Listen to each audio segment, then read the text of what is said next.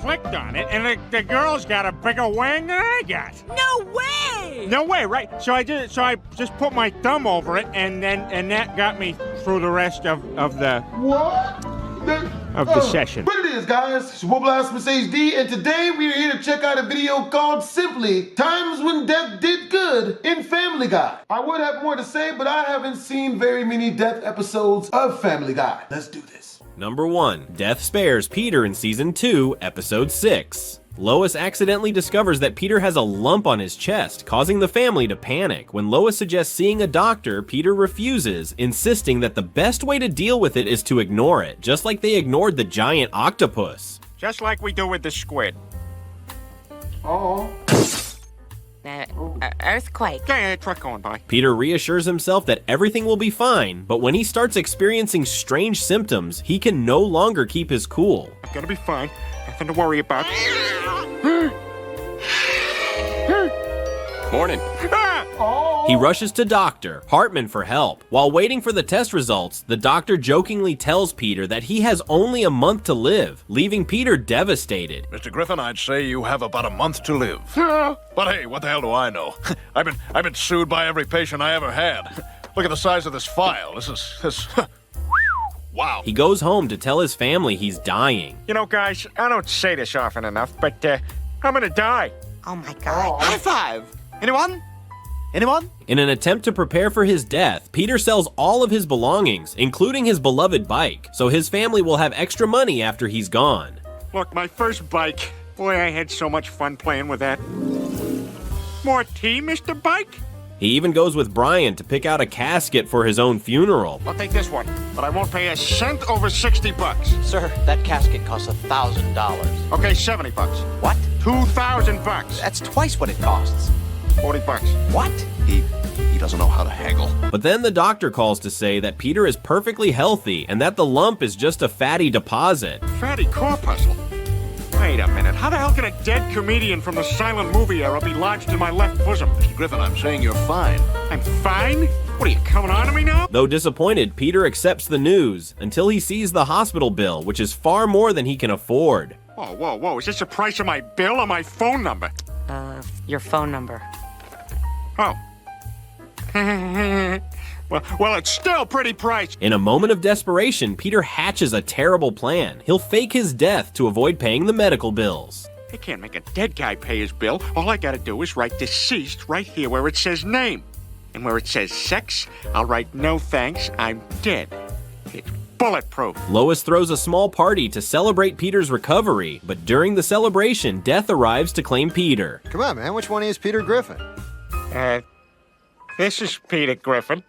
Hey, that's a good one. After laughing uncontrollably at Peter's antics, Death says it's time for Peter to go. Peter, confused, insists there's a mistake, but Death shows him a document confirming his death. Peter, is that your handwriting? How'd you get that? It was emailed to me by your HMO. Oh, look, I know my doctor was hitting on me, but you don't have to call him names. STEWIE, a huge fan of Death, invites him over for dinner. Death politely declines, until he can't resist the smell of the turkey. Come! You! Heat up some gravy for our guest. My last helping of white meat was drier than Oscar Wilde. I've always wondered how Death eats. Now, I have my answer. Ew, how did you do that? Oh, well, let's just say when I was younger, I did some films I'm not particularly proud of. After dinner, Death insists on taking Peter with him, but Lois tries to delay the inevitable. Eventually, the family faces the heartbreaking moment of saying goodbye. Daddy, can I come with you? Ask your mother. No, you can't go with him. Oh, Peter. Lois.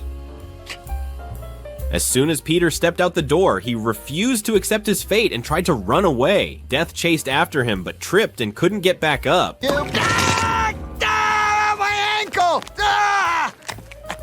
Yeah, listen, don't help or anything. I'm totally fine. Damn Irish. I can't believe this. Is this really Death? Component placement in a bizarre twist. Peter even has to carry Death back inside and give him painkillers. Yeah, that felt good, driving me hard on the couch like that. Here's a couple of Tylenol. Oh, great, Tylenol. Yeah, I asked for Advil, but Tylenol, whatever, it's good. Death, injured, is forced to stay at Peter's house to recover, much to Peter's annoyance. However, Lois points out that as long as Death is there, Peter won't die. Seizing the opportunity, Peter wants to go out and do whatever he pleases, but before he leaves, Death gives him a few words of warning. You can't tell anyone I'm here, for if humanity discovers I'm no longer lurking in the shadows, consequences will be dire. Go on.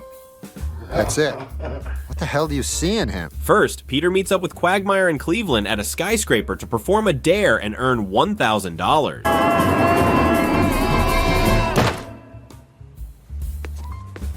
Hey, look at that. I beat my loogie. Yeah, you got damn it, little guys. At home, Lois continues to care for Death, begging him to spare Peter's life, but Death remains indifferent. Time. What'd you make this cocoa out of? Crap?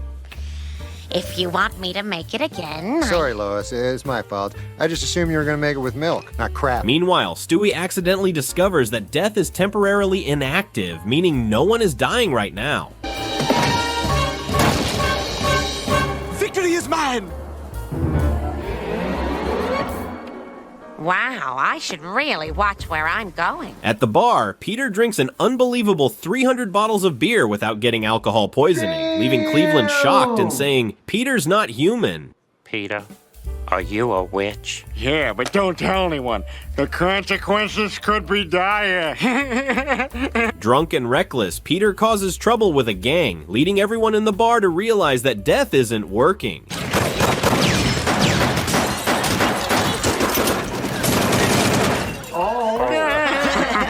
Back at home, Stewie tries unsuccessfully to reactivate, What, is pain not working either? They should have felt at least half of that stuff. causing Lois to think her son is bothering him, but Death assures her it's fine, and even expresses hope that Stewie's youth will lead to something better than his own existence. Oh, Sandy. Oh. Sandy? Oh, not again. I'm gonna be a virgin forever. Or am I? Lois continues her pleas to Death, and this time, it works. He agrees to spare Peter's life. Okay, I'll spare his life. But you owe me, if you get my drift. What the hell are you doing? I was talking about another fruit cup. Not bad, though. However, Peter goes on to announce to the world that Death is on hiatus, making a fool of him. That's right, Tom. And now it's time for sports. With Death's leg still healing, Peter is forced to take over his job. Though Peter initially protests, Death insists, and Brian agrees that Peter has disrupted the natural order. I was pretty sure I was gonna die. Cause actually there's this girl in New York, and it's getting kind of serious, but, thanks for letting me draw you naked. I still can't believe you let me do that. Peter's task is to pull off a big stunt to restore Death's reputation. With some inspiration from Meg's magazine, Death comes up with a plan. You'll kill the kids from Dawson's Creek. I knew it. As soon as that show came on the air, I said, I'm gonna be the one who has to kill these kids. It's true, he did say it. Peter refuses to do anything dirty, but Death makes it clear that if Peter doesn't comply, he'll be the one to die. Either you kill them or I kill you. Ah, crap. Hey, nice plan. Note to self, do not go to the bathroom. Peter called Death, saying he couldn't do it. Death explained again that without Death, Earth would become a terrifying place, and urged him to imagine a world where Hitler was still alive. Today on Hitler, we'll be talking with Hollywood hunk Christian Slater. Now, they tell me in your next movie, we get to see your butt. Yes, you do. Hitler demanded that Christian Slater do it immediately, right in front of him and the entire audience. Oh, no. Can we see it right now? Well, all right, Hitler. Oh, he's going to do it! If you're going to be in the Los Angeles area and would like tickets to Hitler, call 213. Du wirst deine Krankenschwester brauchen! And Death explains that Peter's role now is to simply sit still and let the plane crash. Peter intended to follow through, but suddenly changed his mind and tried to save everyone. In the process, he accidentally killed 2 pilots. Fortunately, Karen Black was there to save the day. It's Karen Black! She landed a busted plane in Airport 75? It was a movie in the 70s. Ah, you damn kids with your music. After the plane incident, the world understood life and death, so Death had no reason to stay with the Griffins. Before leaving, he made a joke that left the family speechless.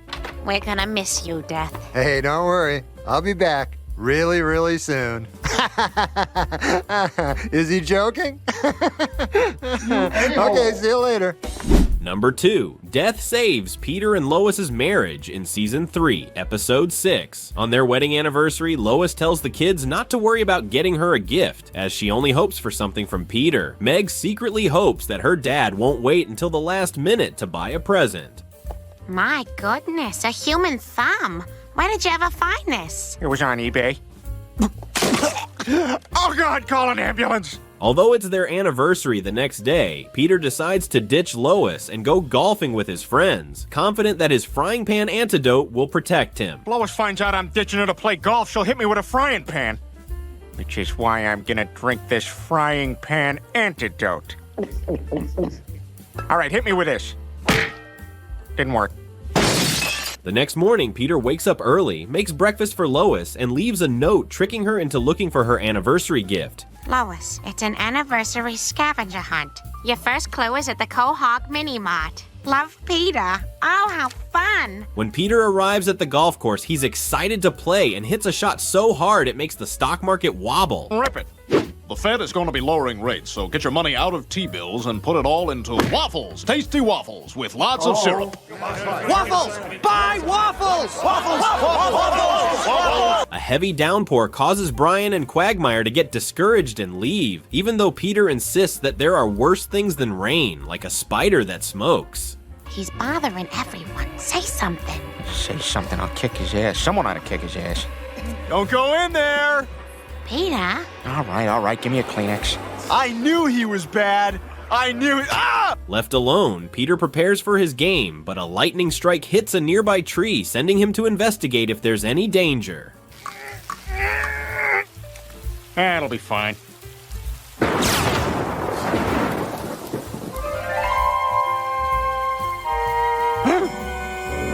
You again? Fearing for his life, Peter begs Death to spare him, but Death reassures him that he's simply experiencing what it's like to be close to death. Peter then asks when he will actually die. So when am I gonna die? About 2 years after your wife divorces you. The hell are you talking about? Lois would never leave me. She's been crazy about me since the night we met. Death takes Peter to the first place he met Lois, where he had impersonated Arte Johnson to make her laugh.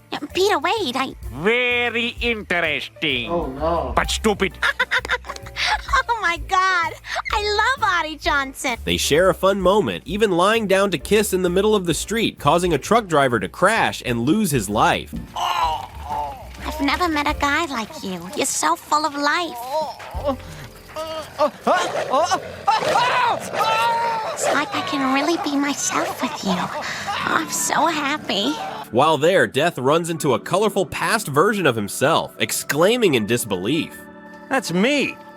Look at all that hair. Can't believe I thought that looked good. I must have been high. Back in the present, Peter demands to be returned to his body, but Death can't do so until Peter experiences a life-changing moment. Peter resists the process, annoying Death, who threatens to leave. What are you doing? You can't get in that way. I'm sure as hell not going in the back door. Listen, I'm late for an appointment. You don't want to follow procedure? Fine. Stay here in limbo. No, wait. I don't want to be in limbo. However, before leaving, Peter's soul stole his own money, and I don't understand how he plans to spend it.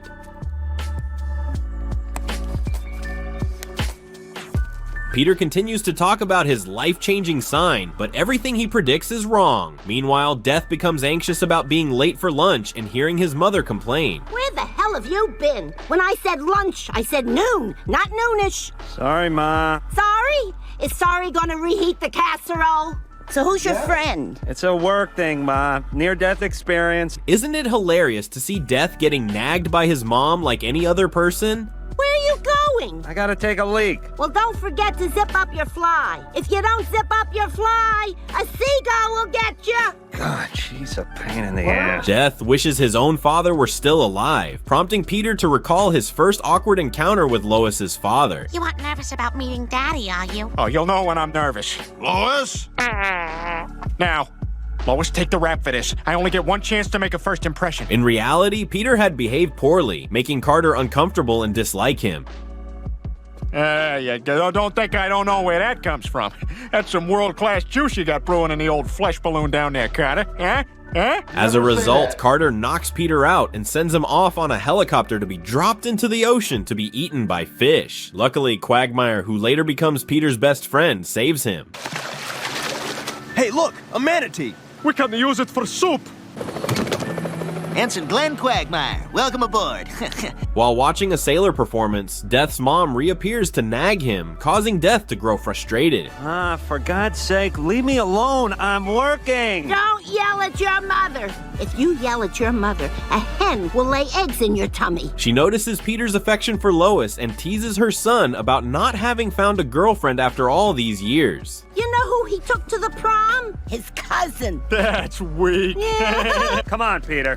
Death, put your jacket on or you'll get frostbite. I don't have skin. That's because you didn't eat your beans. Death agrees to help Peter with his marriage troubles, but only after Peter offers to help him win over a girl. You think you could do that? Sure, all we gotta do is get you a little fixed up. You know, get your hair cut, give you good clean.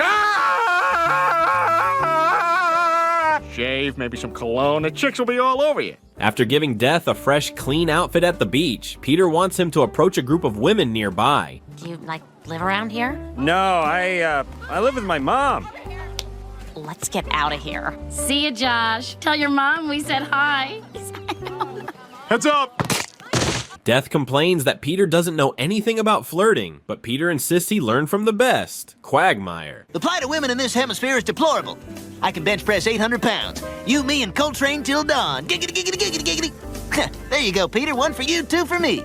You guys go on without me. Moved by Peter's genuine feelings for Lois, Death recalls a time when he was infatuated with Amy, a pet shop worker, but never dared to ask her out. Peter urges him to go for it. They visit Amy's workplace, but Death is attacked by the animals, making it impossible for Amy to hear anything. I was just in the neighborhood, and so I thought that,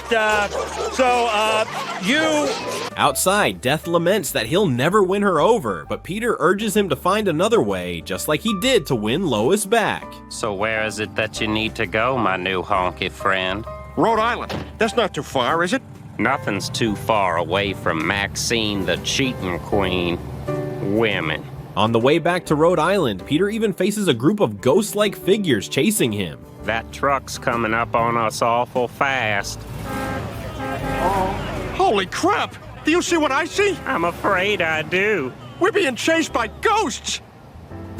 And the two of them argue until Amy suddenly appears. In a miraculous twist, Death gets a coffee date with his crush. Peter, mischievous as ever, assumes they'll end up doing more than just having coffee. Hey, who knows? You might even, you know. I'm not following you. Intercourse. Huh. Death considers changing outfits again, but Peter insists that Amy won't care about his clothes. She'll just be happy to see him, reminiscing about the funny moment when he returned to Lois's house. Oh God! Oh God! Oh God! Peter accidentally bursts into Carter's bathroom, where he bravely declares his desire to marry Lois. He even refuses $1 million check. No deal. Lois may be worth $1 million to you, but to me, she's worthless. I love her, Mr. Pewterschmidt. Oh, Peter. Finally, Peter discovers his sign. He needs to spend more quality time with Lois. He asks Death to invite Peter Frampton to help him. Peter Frampton! Oh, no! God, please, no! I'm too young to die! Are you sure you're not supposed to be at Keith Richards' house? All right, if you want to live, come with me! Lois, furious, speeds toward the golf course to confront Peter, but when she arrives, she finds the meaningful gift Peter prepared for her, making her incredibly happy. Oh, Peter, our song. Happy anniversary, Lois. This is the most romantic gift you've ever given me. Meanwhile, Death, having gone on a date with Amy, finds himself annoyed as she only talks about animals. In frustration, he grants her death. Check, please.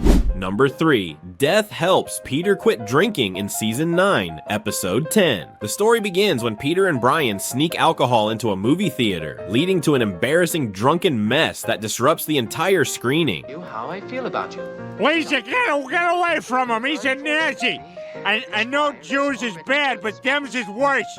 Sit down! Move! Stop blocking the screen, you jerk! Things go too far when Peter damages the movie projector, prompting Joe to rush in and arrest him. We got a report of a disturbance. Oh, what the hell, Peter? Joe, thank God, there's a situation here. I've got a sore finger. I don't give a crap, we got bigger problems. Peter faces charges for disturbing the peace and vandalism, all because of his drunken antics, and as a result, he's sentenced to 30 days of Alcoholics Anonymous. Mr. Sarkaby, before we begin, have you ever been convicted of a felony? Yes, but that bitch had it coming. Okay. Your Honor, I'm afraid I have to withdraw this witness, and I am going to those things you said I have to go to. At home, Brian expresses his frustration about having to attend AA too, while Lois believes that both of them need to learn a lesson. Brian protests, claiming he only drinks socially, not out of addiction, to which Stewie sarcastically replies, yeah, like calling a rapper a poet. I'm not saying she's a gold digger, but she's not messing with... Who isn't she messing with? At the Quahog Community Center, after introducing Peter and Brian as the two new members, Bruce invites everyone to share their stories. Naturally, Peter's story stands out as the funniest when he recounts a bet he made with Quagmire and Joe to see who could drink the most beer and still drive. And you know that water slide in South Attleboro?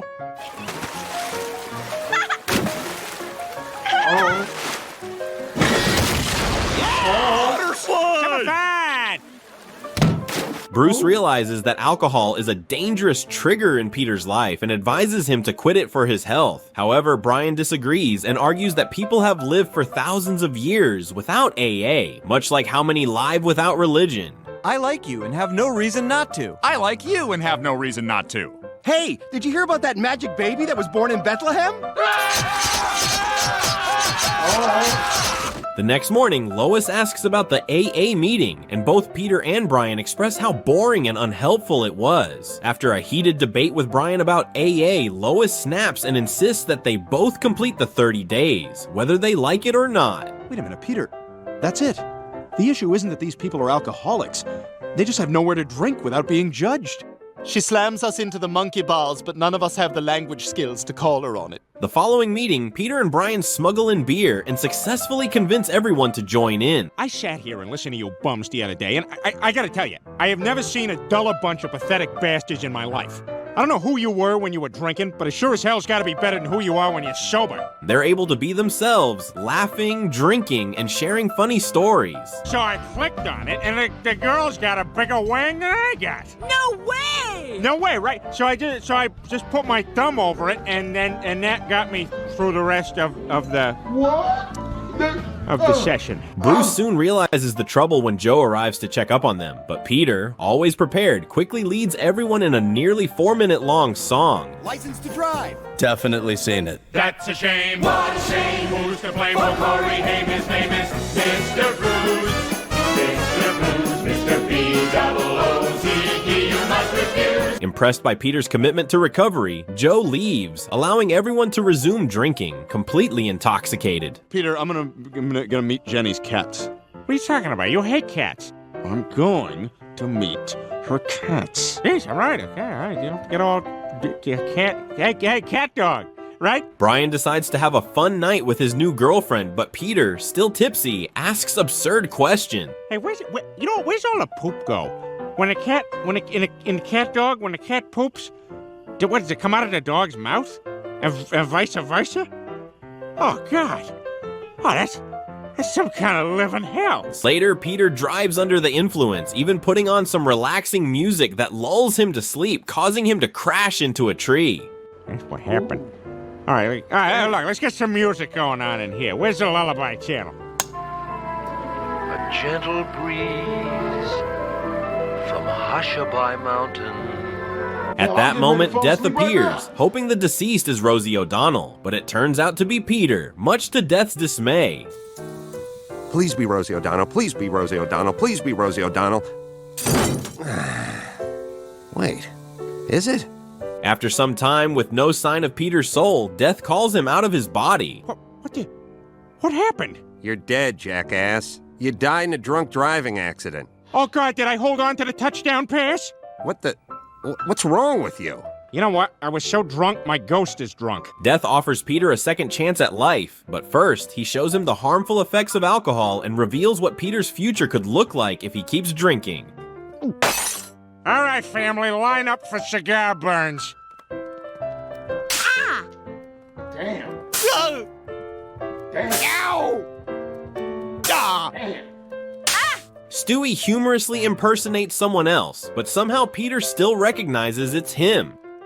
Wait a minute, who are you? I'm your other son, Macabre, here for my cigar burn, good sir.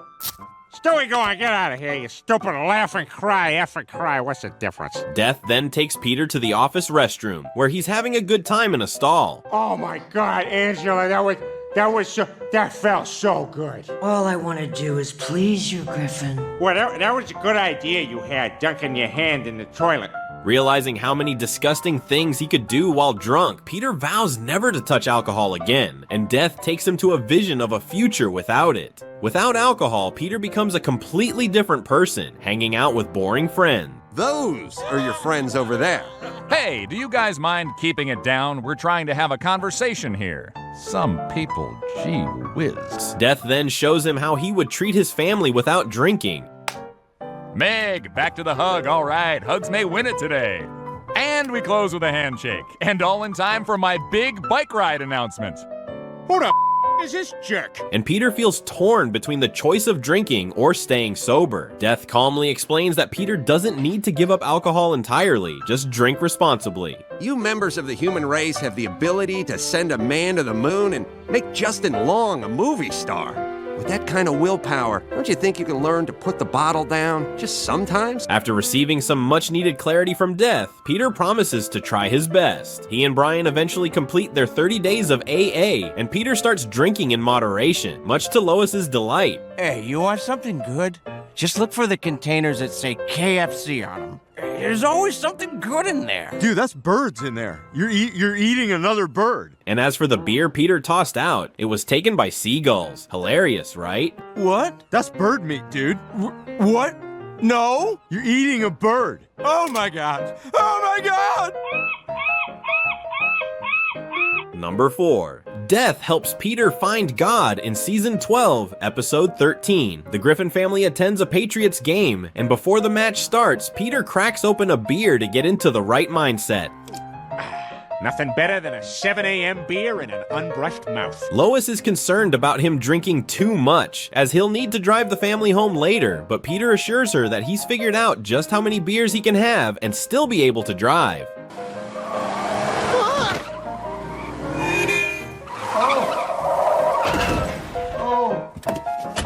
Seven. 6. Chris, meanwhile, stumbles upon a room called the NFL Experience and excitedly wonders what treasures it holds. Griffin, get out there! Ow! It's his knee. Doc! You'll never play football again. Too bad, kid. You was gonna buy me a house! Now I have headaches. I'm gonna save my brain for science. Peter's friends arrive at the game, and while they chat, Peter suddenly spots his CEO and showcases his archery skills, only to find out the CEO is gay. That's what I can do for the company. Really? Can you do other things for the company? No, I don't want to be promoted that way. I want to be promoted to shooting hawks with a crossbow way. Everyone is having a blast, and Peter declares that it's the best Sunday ever, except for the fact that he still needs to finish writing all of his comedic material for the week. Hey, where's the monkey rabbi? Here's your Torah. You'll be here on Tuesday at 9. Check in with Shirley. You gonna need me this week? Maybe Friday. Peter's pretty busy making sure the supporting actors' lines are hilarious. Now where are the gays? Over here. No, the really cartoony gays. Yoo-hoo! There you are. We're gonna need you guys all week. As the game nears its climax, Peter eagerly announces that his favorite part is about to happen. 2 drunk guys fighting while carrying their babies. You're stupid! No, you're stupid! Then the wives join in by holding cigarettes and boxing.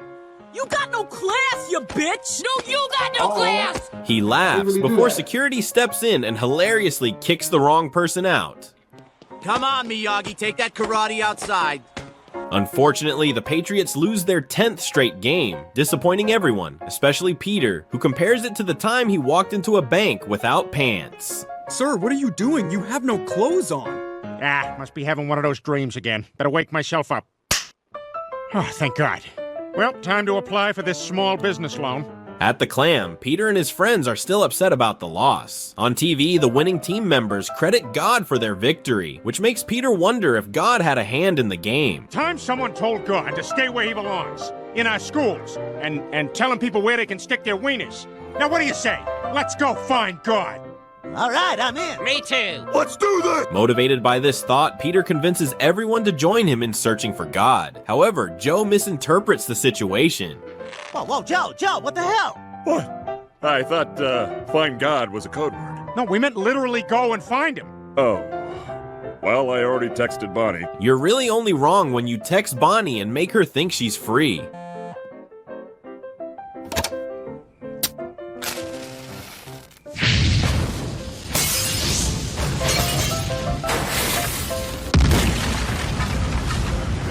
When Peter tells Lois that he's going to search for God, she dismisses the idea as silly, and Brian is baffled by Peter suddenly showing an interest in football. Peter retorts, saying it's ridiculous that Brian once thought a scratch on his hand was some kind of animal.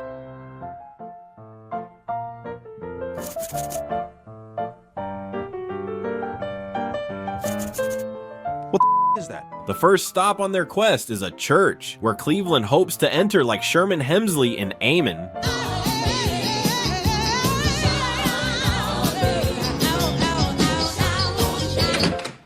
There was a baby's funeral going on in there. After browsing through a lot of books and magazines, they decide to go to Nashville because Carrie Underwood says she owes her success to God. Carrie Underwood credits her success to personal relationship with God. Which could easily be misinterpreted, right? They quickly head there and attend the Country Music Awards, where Peter bumps into Taylor Swift. Hey, look, there's Taylor Swift.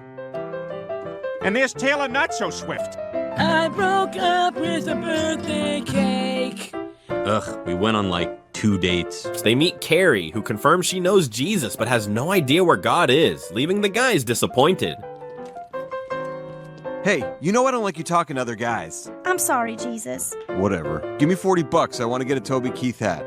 Quagmire suggests they stay and watch the show, but Peter says it makes him feel uncomfortable, like the time he visited the pedophile theater. We are proud to present Mozart's The Magic Flute in A minor. Drake's favorite note, legend has it. At least that's what Kendrick Lamar say. And you still won't give us an Emmy? Come on! If Modern Family did that joke, you'd be carrying them around on your shoulder. Cleveland, disheartened, thinks they should give up, but Peter encourages everyone to press on, declaring that finding God can't be harder than finding a block of cheese. I think the cheese is that way. I'm pretty sure it's over here. Guys, finding the cheese is what they want us to do. Let's just chill. I don't know where they're getting all this weed. Are you also the god of gift baskets? I don't know. You tell me. Rosewood mango candle? Chronos? I know. It's 4:30, by the way. They then head to India, the world's most spiritual country, only to leave quickly as Peter insists God is not there.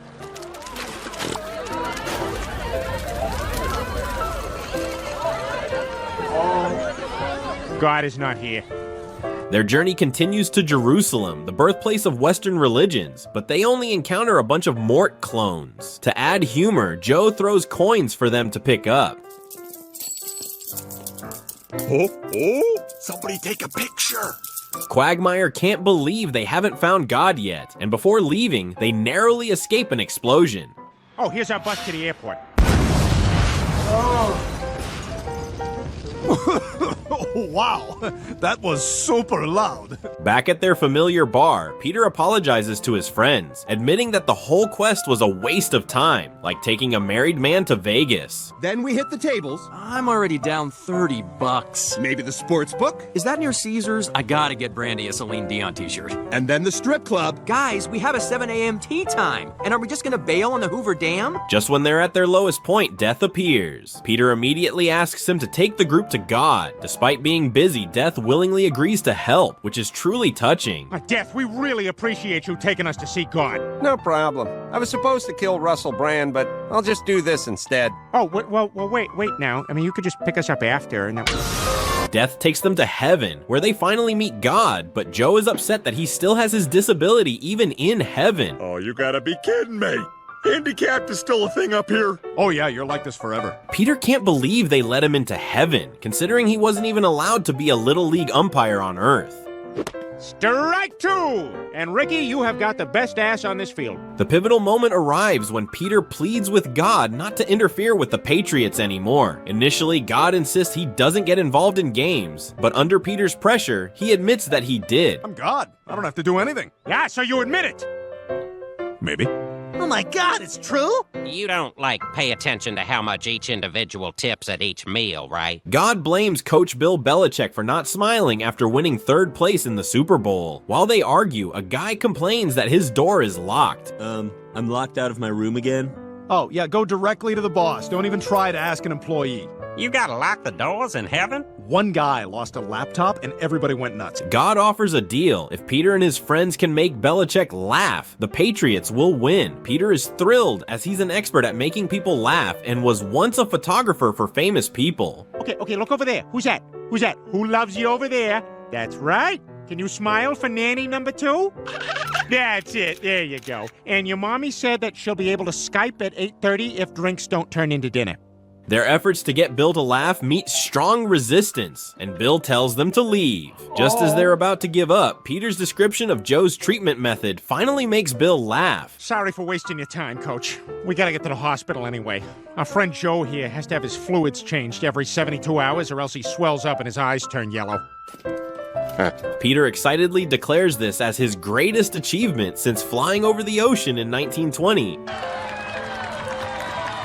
Viva Pierre Griffin! Incroyable! Don't look in there. It's all craps. All right, we gotta put toilets in these things if we're gonna be in them for more than 2 hours. In the end, God agrees to leave the Patriots alone, and Peter joyfully pats God's bald head, making him nervous. Death then reveals that God is autistic. Come here, you! Get off me! What the hell? God's mildly autistic. You can't touch him, especially on the head. Returning home, Lois can't believe Peter went through all that trouble just to plead for the Patriots. But Peter reveals there was one more thing he asked for. Oh, I asked for one more thing. What's happening? Don't look at her. It's okay, just go with it. It'll all be over in a second. Number 5, Death helps Peter travel back in time. Season 5, Episode 18. At the Clam, Peter and Brian were having beers with their buddies. Quagmire bragged about his amazing single life, dating different women. Women have a 4th hole. What? Yeah. I mean, it's only visible if you're looking from exactly the right angle, like the entrance to Hogwarts. Peter felt envious because he was stuck playing with his kids. That's where the 4th hole is, right there in the back of the knee. Joe mentioned he hadn't been wild since he was 18, making Peter regret his own youth. He was dating Lois back then, so he missed out on the fun, except for one time he rode a mechanical bull at a bar. Oh my God, how embarrassing! Look how much fun I am! Come on, Peter man. felt like he wasted half his life and would trade anything to be 18 again, like No one deserves to have to see that. those kids on spring break. Grim news from Daytona, Florida, where the remains of 3 female college students were found near a local nightclub. Reports suggest that all 3 were violated sexually before being brutally murdered. Oh man, see that? Everybody's getting laid but me. Just then, the TV broke, and while fixing it, Horace fell and passed out, triggering a false alarm that summoned death. Damn, I drove all the way out here. I had to cancel another appointment. What type of shit? Never liked to be too far away from Mike Wallace.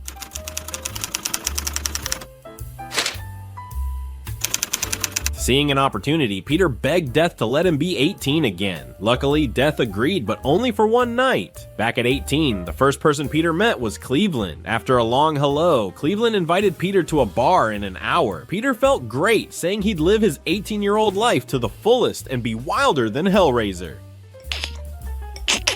Hey, honey, you want some salt for your steak? Yeah, sure.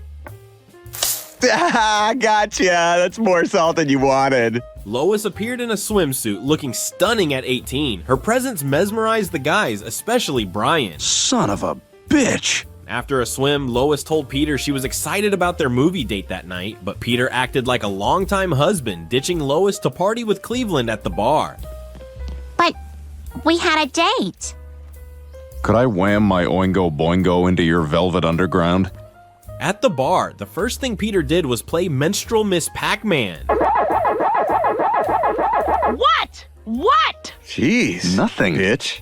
He then met Molly Ringwald, a huge 80s star, and quickly became smitten. Molly Ringwald? Yeah, how's it going? Wow, you're the biggest star in the world right now. What are you doing here? Oh, I like to hook up with random bar guys. Lucky for me, huh?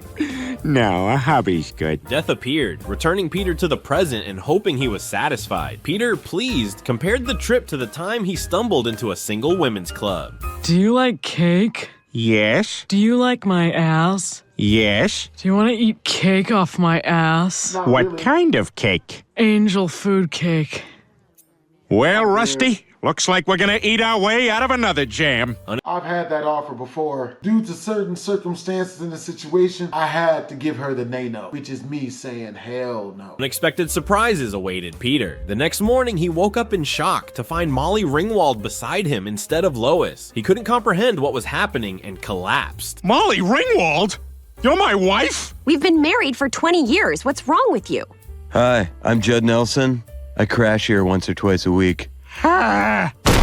Downstairs, he shared the bizarre event with Brian. Brian suspected they had altered the past, but Peter dismissed it, comparing it to Tom Cruise always running in his movies. Wow, that cameraman has nice strong arms. You can't catch me, gay thoughts! They saw Lois at Quagmire's house, and Peter, furious, blamed her for sleeping with Quagmire, not realizing that his meddling in the past had caused Lois to marry Quagmire. Morning, Pete. Hope you and Molly can still join us for dinner tonight. Come here, baby. Let's go play schoolgirl and guy who has sex with schoolgirl. Peter, clueless, only grasped what happened when Brian explained the time travel consequences. That evening, Peter's family had dinner at Quagmire's. Peter, horrified, saw Stewie and Chris carrying Quagmire's genes and reassured himself not to freak out like when his goldfish died. It's okay. You don't have to eat it now. You're just sleeping. You'll eat it later. You'll eat it later, Lieutenant Shiny Shines! Ah! During dinner, Meg gazed at Peter with a predatory look, thanks to her perfect blend of Quagmire gene. What can I say? I'm a vegetarian. Oh! Seeing his wife swoon over another man was too much for Peter. He privately apologized to Lois, admitting it was a huge mistake. They should have been the ones to marry, but Lois laughed, saying it was too late, as Peter had chosen to party with his friends over her back then. Hey, Lois, I'm ready for your pie. And you made dessert, too. Oh! Oh, Glenn, I love all your sex jokes and your dirty puns. Let's go upstairs and do it. Okay! At the clam, Peter was desperate, seeing his wife and kids happy with someone else. He was determined to beg Death to take him back to when he was 18 to fix everything. However, for Death to appear, someone had to die, and that was George's wife, Jana, who fell from a flying car. No. I took this one out for you. You take this one, I keep this. You are not taking my whole wallet so you can go shopping. I was just gonna buy some groceries. Bull crap. Death appeared again and took Peter back to that moment, but Peter messed it up 2 more times before finally succeeding on the 3rd try. However, he got tempted by Cleveland's enticing invitation to go out.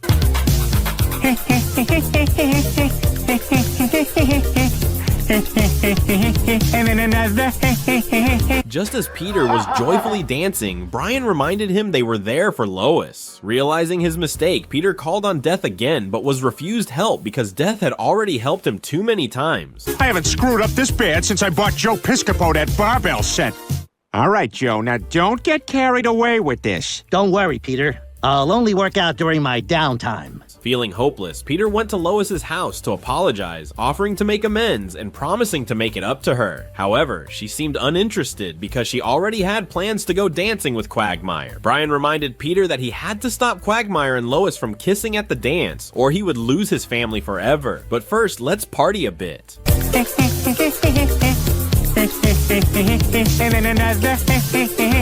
Peter! Peter! Oh, God, sorry. You're right. Let's go to the dance. At the dance, Quagmire didn't waste time wooing Lois, claiming she deserved a gentleman like him instead of Peter. You deserve a gentleman. Oh, Glenn, you're so sweet. Oh, something poked me. It's okay. It's just my wang. Peter and Brian, lacking invitations, sneaked in through the air ducts, but Peter's weight caused them to break and fall, killing someone. Oh, yeah, sorry about that. Oh, you're sorry? Who's gonna play guitar? Brian played music while Peter pleaded with Lois for a dance, but she remained angry and refused. In desperation, Peter punched Quagmire to win Lois back. After a fiery kiss, Peter rekindled Lois's love and proposed, setting things right. To celebrate, Brian sang Rick Astley's Never Gonna Give You Up beautifully. You Probably has something to do with him beating up her husband in front of her. Don't do it. Better pull out a knife. should rewatch this episode for the full song experience from Brian. Never gonna give you up. Never gonna let you down.